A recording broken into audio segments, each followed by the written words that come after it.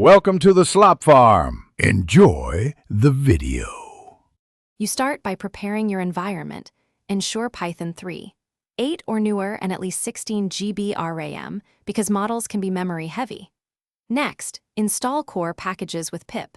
This gives you the runtime and tokenizer support.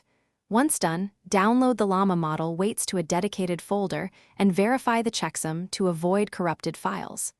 Make sure to set a virtual environment and export paths. This prevents version conflicts and ensures repeatable runs. Now you load and execute the model. First, pick quantization for speed and memory, 8-bit for most, 4-bit for tight RAM, full precision for accuracy. Then initialize the tokenizer, followed by model. From pretrained using your local path and chosen device map, this orders weights for CUDA or CPU.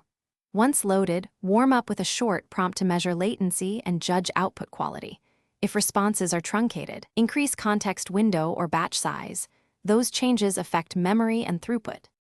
To finish, fine-tune or adapt the model for your task. Use a small dataset, low learning rate, and gradient accumulation to stabilize updates.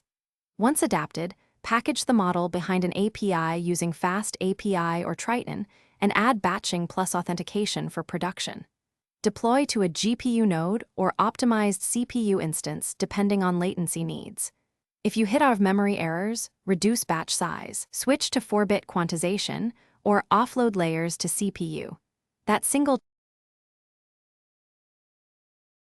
Thanks for watching. Consider subscribing if we helped you today.